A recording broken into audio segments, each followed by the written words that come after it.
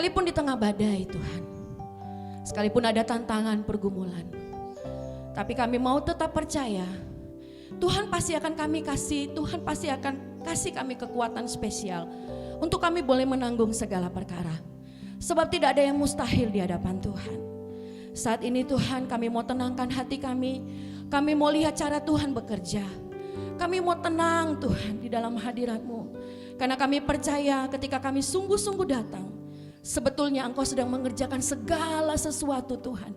Apa yang tidak pernah kami pikirkan, apa yang tidak pernah timbul dalam hati kami, tidak pernah kami lihat dengan mata kami, bahkan tidak pernah kami dengar. Itu yang Engkau sediakan bagi anak-anak-Mu yang mengasihi Engkau.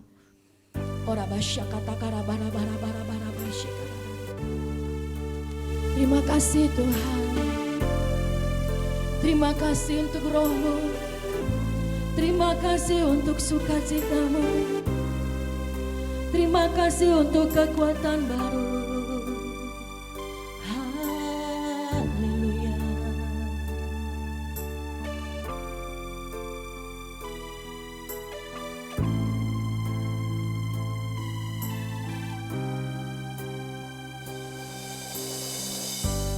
Bapa, Kau mendengar seruan hatiku, tak pernah Kau lepaskan dari kasih-Mu. Lewat lembah kelam Kau temani aku. Roh-Mu bekerja selalu untuk kebaikanku, mengalir kuasa dari tempat maha tinggi. Bapa kekal mulia, Kau hadir di sini, meninggikan hati, menyembuhkan yang terluka. Ku kan tenang bersama-Mu, Bapa. Mengalir kuasa dari tempat maha tinggi. Bapa kekal mulia, Kau hadir di sini, memulihkan hati, menyembuhkan yang terluka. Ku kan tenang bersama-Mu, Bapa.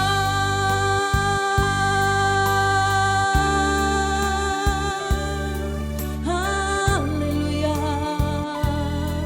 Mari sekali lagi kita mau katakan, Bapa Kau mendengar.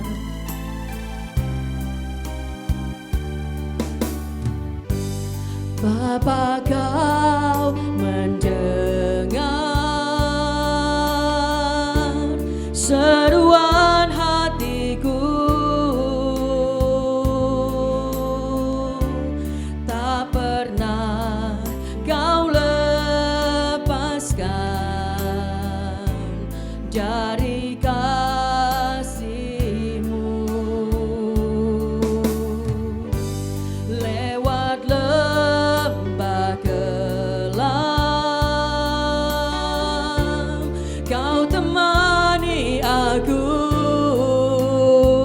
Roh-Mu bekerja, Roh-Mu bekerja selalu untuk kebaikanku, mengalir kuasa dari tempat maha tinggi.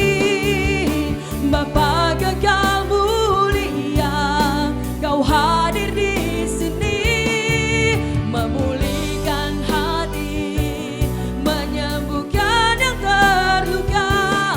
Ku kan tenang bersama-Mu, Bapa. Mengalir ya kuasa dari tempat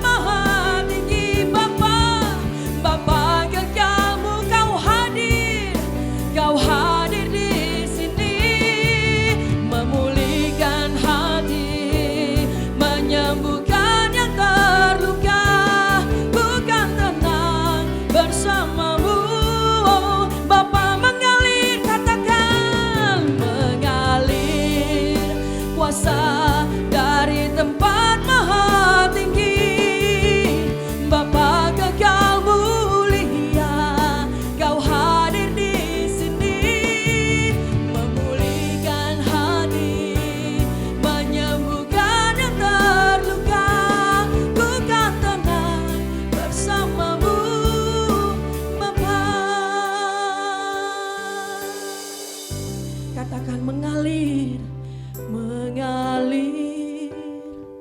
Tuhan, Tuhan, mengalirlah kasih-Mu, mengalirlah ya Tuhan pengurapan-Mu, mengalir jamahan-Mu Tuhan. Ya Yesus, ya Yesus. Sekali lagi mari katakan, mengalir, mengalir, mengalir kuasa dari tempat maha tinggi.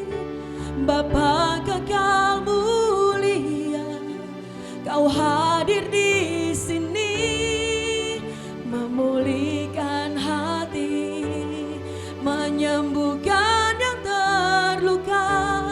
Ku kan tenang bersama-Mu Bapa, ku kan tenang bersama-Mu Bapa, ku kan tenang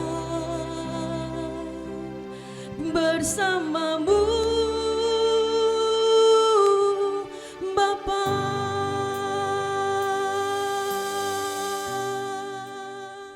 Puji Tuhan, senang sekali saya dapat berjumpa dengan kekasih-kekasih Tuhan, umat percaya dimanapun Anda berada. Salam sejahtera untuk kekasih Tuhan sekalian. Hari ini kita kembali dipertemukan oleh anugerah Tuhan untuk memuji dan menyembah Tuhan dan mendengarkan kebenaran firman Tuhan yang akan menuntun langkah-langkah kita. Mari kita siapkan hati, kita membuka kehidupan kita agar berkat Tuhan melimpah dan sempurna dalam hidup kita. Kita satu di dalam doa. Kami datang dengan ucapan syukur Bapa, melihat kebaikan-Mu yang tiada habis-habisnya dalam kehidupan ini, sehingga kami mau terus memiliki kerinduan hati untuk menyenangkan hati-Mu dalam segala hal yang kami kerjakan di atas muka bumi ini. Tolong kami Roh Kudus, supaya kami menjalani jalan-jalan hidup ini bukan dengan kekuatan kami, bukan dengan pikiran kami, bukan dengan rancangan kami sendiri, tetapi mengikuti kehendak Tuhan sepenuhnya, sehingga kami menjadi anak-anak yang menyukakan dan berkenan di hati-Mu Tuhan. Saatnya kami akan merenungkan kebenaran firman-Mu. Roh Kudus berbicaralah bagi setiap kami, dan biarlah firman-Mu menjadi benih unggul yang tertanam dan bertumbuh berbuah lebat, sehingga kehidupan kami mempermuliakan Tuhan. Terima kasih Bapa di surga, di dalam nama Tuhan Yesus Kristus kami siap untuk merenungkan firman-Mu. Haleluya, amin. Umat percaya yang diberkati Tuhan, suatu hari dikala saya melayani mimbar, saya berkhotbah di sebuah gereja di hari Minggu, saya pergi di satu tempat yang memang sebelumnya saya ada di tempat yang lain. Nah, puji Tuhan saya bisa tiba tepat waktu, dan saya memang terlebih dahulu diminta atau diperkenankan untuk beristirahat sejenak sebelum saya masuk ke ruang ibadah. Tetapi saya memang memiliki kebiasaan kalau memang bisa dari awal saya mengikuti pujian penyembahan, itu jauh lebih menyukacitakan hati saya. Jadi saya langsung masuk ke ruangan ibadah dan mempersiapkan diri untuk bersama-sama dengan jemaat Tuhan menyembah, dan juga nanti kemudian saya akan menyampaikan kebenaran firman Tuhan. Nah, pada hari itu memang saya tidak menyanyi seperti biasa saya menyanyi di sebuah ibadah. Saya banyak diam, ya, bukan berarti juga saya diam lalu nganggur begitu ya. Tetapi saya tetap memuliakan Tuhan, saya tetap berkata-kata dengan Tuhan. Tetapi seperti yang tadi saya katakan, saya tidak menyanyi seperti biasa. Tetapi kemudian saya banyak memperhatikan ya pribadi yang menyembah yang ada di depan saya. Lalu kemudian saya sejenak melihat ke kiri ke kanan di mana umat yang memuji dan menyembah Tuhan dengan berbagai sikap, dengan berbagai penampakan yang ada yang tenang ya, ada yang memang berekspresi, angkat tangan dan lain sebagainya, beragam sekali. Lalu kemudian di hati saya ada sebuah kata-kata yang muncul dan saya yakin itu Tuhan yang bicara. Kata-kata itu adalah seperti anak kecil. Seperti anak kecil. Saya nggak mengerti kenapa tiba-tiba muncul kata-kata itu di hati. Saya terus menyembah Tuhan, mengikuti alur ibadah yang ada. Dan memang sebelumnya gembala lokal sudah menginformasikan kepada saya, nanti di saat saya berdoa untuk menyampaikan firman Tuhan, tolong sekaligus berdoa bagi anak-anak yang akan masuk ke gereja anak. Ya, saya tahu hal itu dan saya sudah biasa melakukan hal itu. Lalu saya diundang worship leader untuk maju ke depan dan bersamaan saya dengan maju ke depan, anak-anak gereja anak itu pun mulai masuk ke ruang ibadah yang ada dan dibariskan oleh pembina mereka tepat di depan mimbar, jadi tepat di depan saya. Pujian itu memang sudah diakhiri ketika saya naik ke mimbar. Jadi sebetulnya saya tinggal berdoa. Tetapi ketika saya berdoa, ada gerakan di dalam hati saya yang kemudian mengangkat pujian itu kembali. Padahal saya bisa saja langsung berdoa dan ini sudah ada anak-anak kecil yang rasanya jangan dibiarkan terlalu lama karena segala sesuatu bisa terjadi sama mereka begitu ya. Jadi lebih baik mereka langsung didoakan supaya mereka cepat masuk ke gereja anak. Tetapi saya tidak tergerak untuk melakukan hal itu, saya angkat pujian lagi.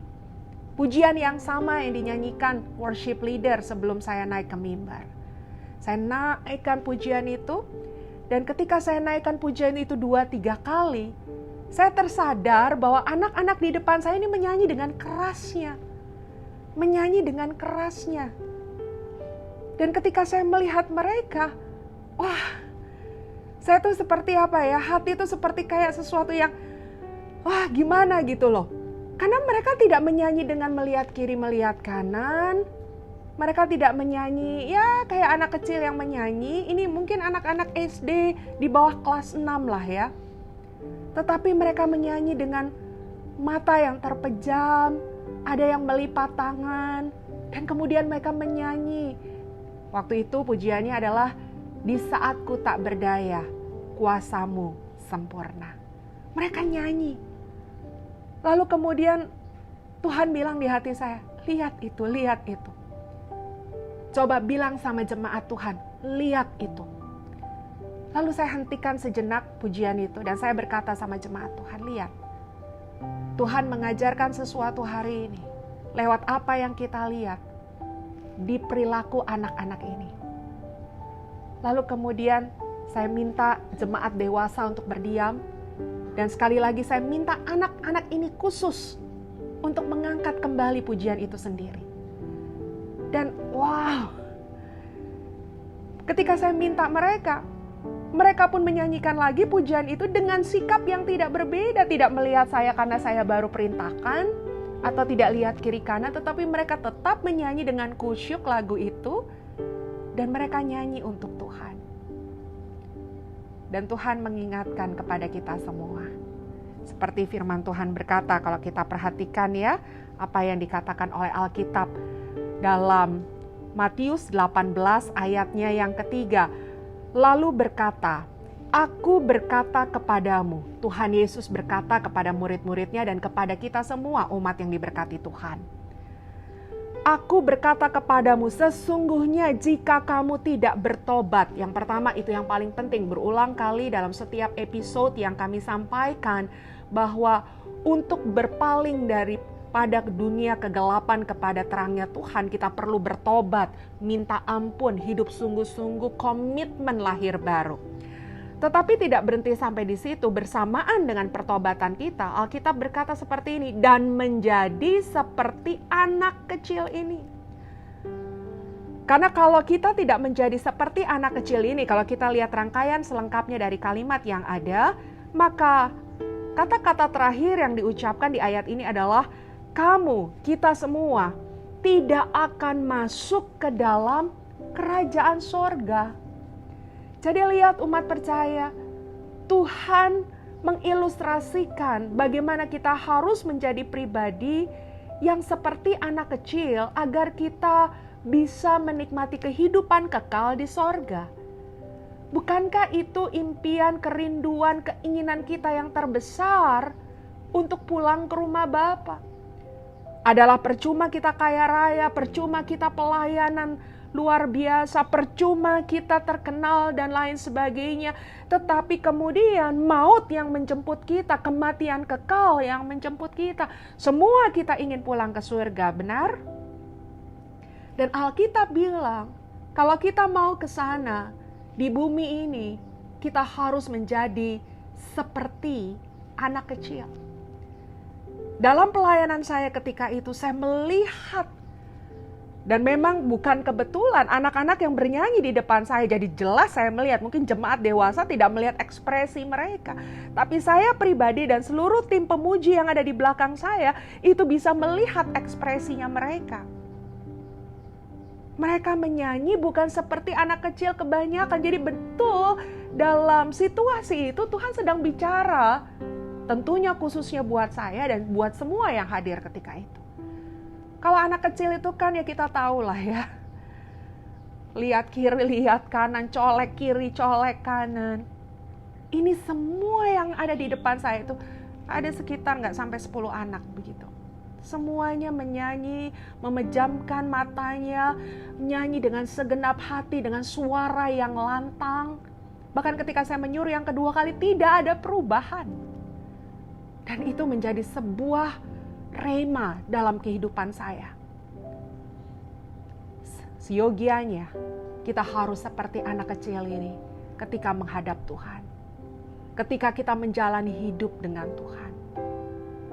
Mereka ada di tengah-tengah ibadah dan mereka tahu mereka harus memuji dan menyembah Tuhan dan itu mereka lakukan.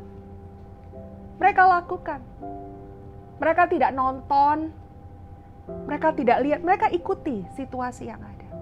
Dan ketika memuji yang kita tahu persis, salah satu teladan yang sering kali kita diajarkan lewat anak kecil adalah polos, tulus, tanpa pamrih. Tidak ada tujuan motivasi yang lain. Mereka nyanyi-nyanyi saja. Dan itu tadi, mereka tidak buka mata yang seolah-olah ingin dilihat ketika mereka menyanyi. Mereka memejamkan matanya. Sehingga yang kita bisa tangkap di sana adalah mereka nyanyi, memang mereka harus nyanyi buat Tuhan. Tulus. Tulus. Bukan untuk dilihat orang, bukan untuk dipuji orang, tapi mereka nyanyi, karena mereka harus bernyanyi buat Tuhan. Demikian pula dengan kita umat percaya. Jangan apa yang kita lakukan, di-drive dengan motivasi dan tujuan yang kemudian tidak mempermuliakan Tuhan. Pada episode yang lalu kita bicara tentang pansos, panjat sosial. Kadang-kadang tanpa kita sadari Tuhan kita jadikan jembatan untuk kepentingan kita.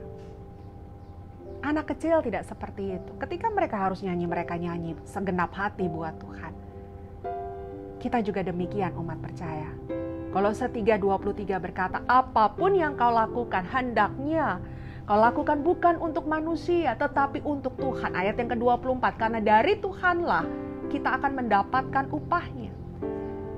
Jadi ketika kita bekerja di kantor, kita ibu rumah tangga di rumah, kita pelayanan, ini bukan karena untuk menyukakan atau mengimpresi orang yang melihat kita. Tetapi aku melakukan hal ini karena memang aku lakukan buat Tuhan. Tuhan berkata begini, kalau kamu berdoa di depan orang, lalu orang memuji-muji kamu, cukup. Kamu sudah terima upahnya. Sayang ya, umat percaya, upahnya cuma dipuji orang. Padahal kita tahu, kalau Tuhan yang kasih upah, itu lebih dari pujian orang. Maka dari itu apapun yang kita lakukan bukan supaya orang bertepuk tangan buat kita. Kalaupun orang bertepuk tangan buat kita, itu kita bonus dari Tuhan. Jadi lakukan dengan ketulusan hati, dengan kesungguhan hati. Lalu anak kecil adalah seorang yang cepat sekali mengikuti instruksi. Ketika saya minta kembali mereka nyanyi, mereka nggak malu-malu. Mereka nggak lihat-lihatan gitu ya. Apalagi mungkin mereka sadar ini pendetanya yang ada di mimbar yang mereka perintahkan untuk menyanyi. Ketika diperintahkan mereka langsung menyanyi. Cepat sekali. Mereka nggak pikir-pikir gitu, nanti kalau aku nyanyi dapat apa ya? Kalau aku nyanyi nanti bagus apa enggak ya? Sehingga mereka nggak melangkah untuk mengikuti instruksi yang ada. Anak kecil segera melakukan apa yang diperintahkan. Maka dari itu kita juga harus demikian. Nah, seringkali kita menjadi pribadi yang opposite gitu ya. Kalau Tuhan kasih perintah, waduh, pertimbangannya, argumentasinya, nanti kalau begini bagaimana? Kalau begitu bagaimana? Saya dapat apa? Lalu kemudian bagaimana? Ini bagaimana? Padahal kita tahu kebenaran itu hakiki adanya. Kebenaran itu absolut. Dan kita nggak perlu ragu kalau itu adalah Tuhan. Kalau manusia yang bicara, silahkan. Bahkan kalau salah jangan diikuti. Tapi kalau Tuhan yang bilang, Tuhan bilang jadilah berkat, ampunilah orang. Tuhan katakan, berdoalah dengan segenap hati. Tuhan katakan, kenapa kita mesti berkata? Harus ya dilakukan. Kenapa enggak? Ini aja. Kenapa enggak? Anak kecil, polos. Apa yang diperintahkan, dia akan lakukan, bahkan tidak perlu dengan verbal. Dia lihat sesuatu, dia akan ikuti. Ya. Makanya ada istilah kalau orang dewasa melakukan sesuatu, children see, children do. Mereka akan lakukan, mereka akan kerjakan. Dan kiranya kita seperti itu umat percaya. Apapun yang Tuhan perintahkan kepada kita, kalau kita tahu persis itu adalah firman-Nya, tidak perlu berbantah, tidak perlu berargumentasi, tidak perlu menunda-nunda waktu. Tetapi wujud kesetiaan kita kepada Tuhan. Dan satu lagi, berbicara mengenai seperti anak kecil. Bukan berarti anak kecil gak pernah buat salah. Bukan berarti anak kecil baik-baik aja. Ada kalanya anak kecil juga bisa bertengkar, bisa merengek, ngambek oleh karena sesuatu hal. Tetapi waktunya gak pernah lama umat percaya. Saya gak pernah ketemu sama anak kecil yang bertengkar sama sesama usianya 3-4 tahun gitu ya. Lalu kemudian bertahan dengan sakit hatinya bertahun-tahun. Gak pernah. Ketika ada anak kecil bertengkar, lalu sang dewasanya, orang dewasanya berkata, ayo saling minta maaf, ayo. Ya, ini nggak sengaja, ayo berbaikan kembali, ayo salaman. Mereka ikuti gitu, walaupun mungkin ada berat-beratnya gitu kan, mereka ikuti. Tapi kemudian mereka bisa main lagi sama-sama. Nggak tunggu 3-4 jam.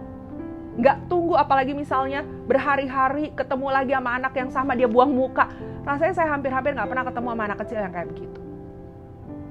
Tapi bagaimana dengan kita? Wow, kita bisa menahan dendam kita berpuluh-puluh tahun. Kita bisa menahan sakit hati kita berpuluh-puluh tahun dan susah berubahnya, susah. Anak kecil ketika diarahkan, ketika diperingati, apalagi kalau dididik dengan keras, disiplin dengan tegas, itu cepat sekali berubahnya dan melakukan apa yang dikehendaki, apa yang benar. Nah, kita jangan sampai Alkitab bilang orang bebal, susah dibilanginnya, susah diperingatinya, bahkan kadang-kadang sudah didisiplin, dididik dengan keras, masih juga lebih keras. Anak kecil gak seperti itu umat percaya. Mereka cepat sekali berubah untuk melakukan apa yang dikehendaki, apa yang benar. Untuk itu mari, bukan tanpa alasan Tuhan mengilustrasikan anak kecil dalam karakter kehidupan kita. Dalam peristiwa di mana saya pelayanan di tempat ibadah itu. Hari itu, rema itu kuat buat saya dan buat setiap kita. bahwa biarlah kita memiliki hati seperti anak kecil di hadapan Tuhan. Dan karena memang kita anaknya Tuhan, kita anak perempuannya Tuhan, kita anak laki-lakinya Tuhan, dan Tuhan itu Bapa kita. Biarlah kita menjadi anak kesukaannya, dan kita adalah menjadi anak yang selalu dekat dan menyukakan hatinya. Biarlah apa yang saya sampaikan hari ini juga menjadi rema buat umat percaya dimanapun Anda berada, dan kita bertumbuh dewasa di dalam Tuhan untuk kemuliaan-Nya. Kita satu di dalam doa. Roh Kudus, Engkau luar biasa. Tuhan, Engkau mengajarkan kami dengan berbagai cara. Engkau mengingatkan kami dengan berbagai cara. Tuhan, ajar kami peka. Ajar kami bisa menangkap kehendak-Mu, Tuhan. Dan ajar kami untuk melakukan apa yang Kau rancangkan dalam hidup kami. Kau mengajarkan kami untuk menjadi seperti anak kecil dalam perjalanan rohani kami. Roh Kudus, ada banyak hal yang baik dari seorang anak kecil yang bisa diteladankan dalam kehidupan ini. Kepolosan, ketaatan, cepat berubah untuk hal yang benar, dan biarlah kami seperti itu adanya. Apalagi kami sudah jauh dewasa dan pikiran kami jauh lebih bisa berkembang. Untuk itu tolong kami untuk memiliki pengertian yang benar di dalam Engkau, sehingga kami menjadi anak-anak yang menyenangkan hati Tuhan. Roh Kudus, tolong kami. Kalau ada di antara kami yang masih keras hati, munafik, tidak tulus di hadapan Tuhan, kiranya anugerah-Mu, kasih-Mu, kuasa darah-Mu mengubah setiap kami, sehingga kami berjalan tidak seperti yang kami inginkan, tapi seperti firman Tuhan sampaikan.